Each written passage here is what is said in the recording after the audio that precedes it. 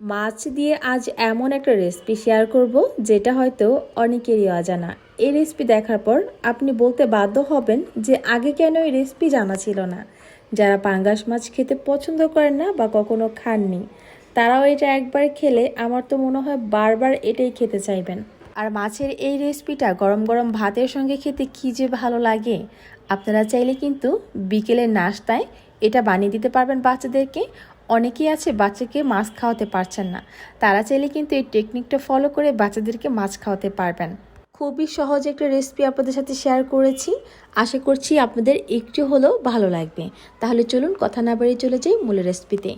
এই রেসিপি বানানোর জন্য আমি এখানে মাঝারি সাইজের 2 পিস পাঙ্গাস মাছ নিয়েছি। অন্য যে কোনো মাছ দিয়েও কিন্তু এই রেসিপিটা করতে পারবেন, যেহেতু এই মাছটাতে কাঁটাটা খুবই কম থাকে, যার জন্য আমি এই মাছটাই নিয়েছি। আর আমার বাচ্চারা এই মাছটা খুব পছন্দ করে খায়। তো এখন মাছগুলো ভাজবো, এর জন্য আমি হলুদ মরিচের গুঁড়া আর লবণ দিয়ে একটু ভালো করে মেখে নিচ্ছি। আমি যেহেতু অল্প করে বানাবো আর আমার পরিবারের লোকজনও খুব কম, যার জন্য আমার 2 পিস মাছ দিয়ে হয়ে যাবে। আপনারা চাইলে কিন্তু বেশি করে বানালে মাছের পরিমাণটা আরও বাড়িয়ে নেবেন। আর এই তো মাছগুলোকে কিন্তু আমি ভেজে নিলাম, একটু হালকা করে ভেজে নিয়েছি, বেশি মোচমোচে করে ভাজবো না। এটা ভাজা হয়ে গেলে এটা ঠান্ডা হওয়ার জন্য একটা সাইডে রেখে দিব। আর এই ফাঁকে আমি একটা ডাল আর চালের মিক্সড তৈরি করব। আমি কিন্তু চাল আর ডাল আগে 2 ঘন্টার মতো পানিতে ভিজিয়ে রেখেছিলাম। এখন পানিটাকে ঝরিয়ে আমি 3টা কাঁচামরিচ দিয়ে এটাকে ব্লেন্ড করে একটা সাইডে রেখে দিব। এই তো মাছটা ঠান্ডা হয়ে গিয়েছে পুরোপুরি। এখন মাছ থেকে কাঁটাগুলোকে আলাদা করে নিব, যেহেতু বাচ্চারা খাবে, কাঁটা থাকলে একটু সমস্যা। এই তো খুব ভালো করে কিন্তু কাঁটাগুলো বেছে নিচ্ছি। কাঁটাগুলো বাছা হয়ে গেলে এটাকে আমি একটু ভর্তা ভর্তা করে নিব। এতেও হাতের সাহায্যে একটু আলতো আলতো করে এটাকে এরকম চটকে নিচ্ছি। কি আপনি কি আপনার স্পেশাল দিনটিকে আরও স্পেশাল করার জন্য কি একটা মনের মতো শাড়ি খুঁজছেন, কিন্তু কোথাও খুঁজে পাচ্ছেন না, তাই তো? তাহলে আর দেরি কিসের, লিজাস ক্রিয়েশন পেজে এখনই একটু ঘুরে আসুন। আশা করছি আপনি আপনার মনের মতো শাড়িটা সেখানেই পেয়ে যাবেন। মাছটাকে আমি এরকম একটা মিক্সিং বলে নিয়ে নিলাম। এখন এখানে আমি বড় সাইজের 2টা পেঁয়াজ কুচি দিয়ে দিব, সাথে পরিমাণ মতো ধনিয়া পাতা কুচি।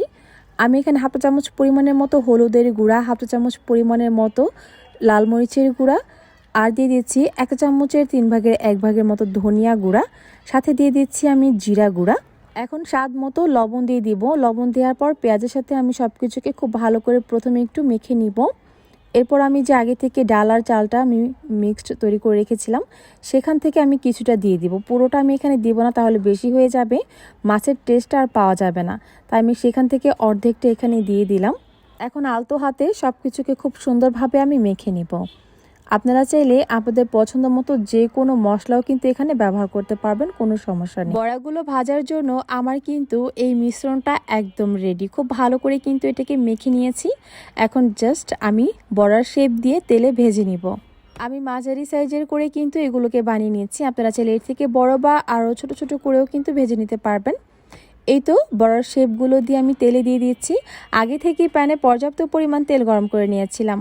এখন এই বড়াগুলো দেওয়ার পর উপরে আমি কিছু রসুনের কোয়া দিয়ে দিচ্ছি। এতে করে যেটা হবে, এত সুন্দর একটা অ্যারোমা আসবে আর খেতে এত ভালো লাগবে কি বলবো। এটা কিন্তু একদমই মিস করবেন না। এই বড়ার ওপরে এরকম করে রসুনের কোয়া দিবেন।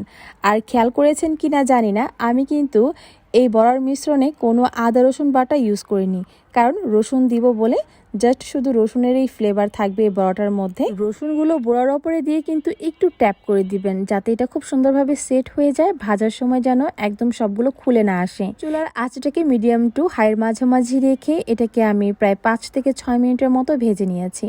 দেখুন কি সুন্দর হয়েছে মাশাআল্লাহ। আর রসুনের যে একটা স্মেল আসছে কি বলবো, যখন এটা বাসায় তৈরি করবেন তখন বুঝতে পারবেন আসলে এটা খেতে কত মজার হয়। আর দেখতেই তো কতটা লোভনীয় হয়েছে, আর কি বলবো।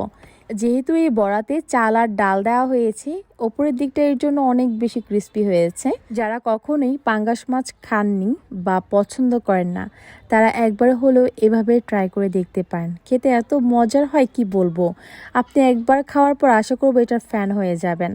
আর যে সকল মায়েরা ভাবছেন বাচ্চাকে কিভাবে মাছ খাওয়ানো যায় বা বাচ্চা মাছ খাচ্ছে না কেন, তারা চাইলে কিন্তু এই রেসিপিটা একবার হলেও ট্রাই করবেন। এইটার সাথে জাস্ট একটু সস দিয়ে দিবেন, তাহলেই দেখবেন একদম প্লেট খালি হয়ে যাবে। আর গরম গরম ভাতের সঙ্গে এই মাছের বড়াটা খেতে কি যে ভালো লাগে, আমার তো মনে হয় এটা দিয়েই আপনি সব ভাত শেষ করে ফেলবেন, আর অন্য কিছুই লাগবে না। তো আশা করব বরাবরের মতোই আজকের এই রেসিপিটা আপনাদের কাছে একটু হলেও ভালো লাগবে। তাহলে আজ এখানে বিদায় নিচ্ছি, আল্লাহ হাফেজ।